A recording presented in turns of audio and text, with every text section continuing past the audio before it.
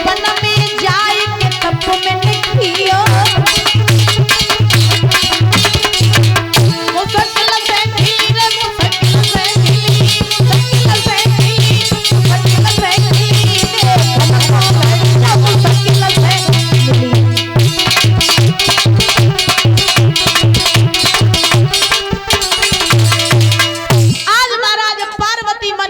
सोचने लगी कि भोले बाबा आप आए तो, लेकिन आने में बड़ी देरी की, बड़ा इंतजार करवाया आपने। आज भोले बाबा जो रहे सो महाराज द्वारचार के लिए जैसे ही परीक्षित महाराज पटा पे चढ़े, सो पटा पे चढ़वे के बाद में एक बात आपको बताएं कि जब काऊ बिटिया की गांव में बारात आते हैं और जब लड़के का द्वारचार होता है तो गांव की जो माताएं होती हैं वो सब लड़का को देखना आती करे, आती है नहीं? हाँ, लड़के को देखने सबरी माताएं आती हैं लड़का देखने के, चलो देखें कि फलाने बिटिया को लड़का कैसे है। तो हिमाचल नगरी में जब भोले बाबा का द्वारचार हो रहा है तो हिमाचल नगरी की जितनी भी माताएं हैं वो सब भोले बाबा को देखवे काजे आई। अब भोले बाबा का भयंकर रूप तो वैसे ही था परीक्षित महाराज।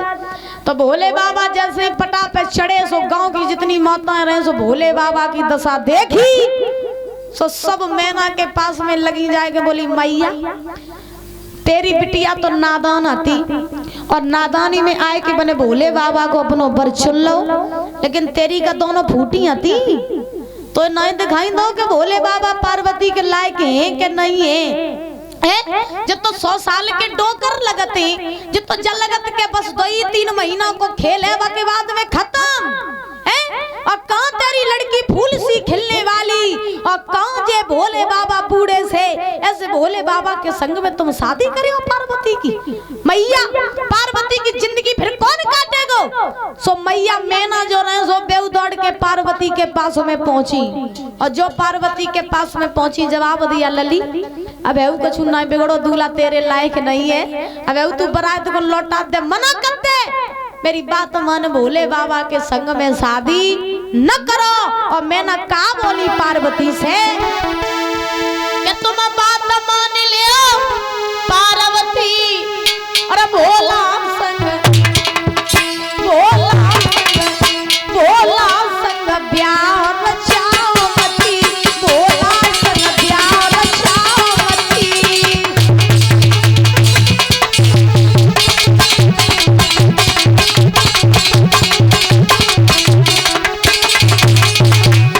जवाब दिया सुना, मेरी बात मान लो पार्वती, भोला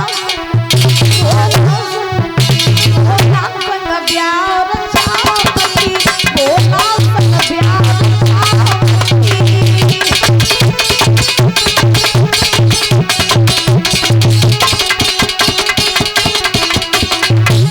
और बता धतूरा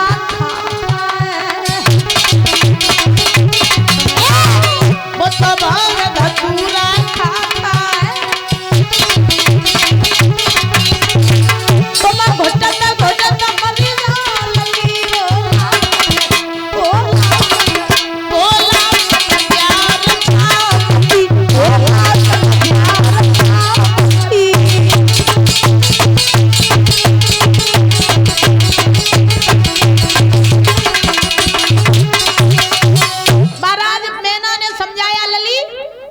ना बिगड़ो, मेरी बात मानो, भोले बाबा के संग में शादी न करो।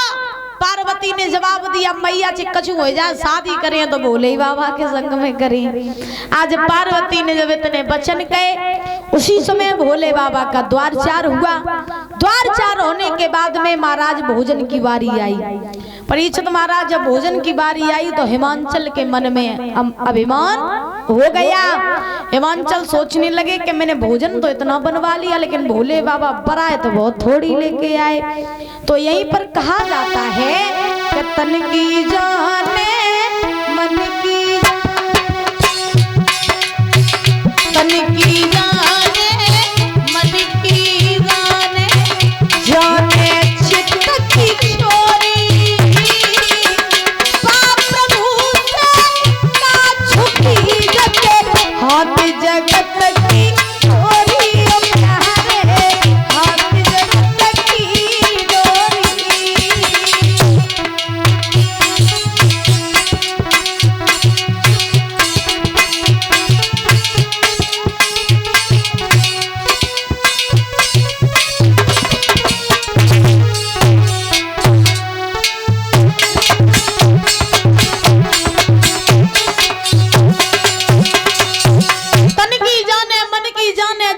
चित्त की चोरी और बा प्रभु से का छुपी जगह हाथ जगत की डोरी। भोले बाबा समझ गए कहने अभिमान है तो इनको अभिमान दूर करो जाए। सो परीक्षित महाराज उसी समय आज हिमांचल भोले बाबा की बारात में दो गढ़ आते जिनको नाम तो शुक्र शनिचर। हाँ शुक्र शनिचर। सो परीक्षित महाराज भोले बाबा ने सारा करो ये लौट जाओ। हाँ और जब बारात भोजन करे ता से पहले तुम सब खत्म कर दो। शुक्र शनिचर समझ गए भोले बाबा को सारा।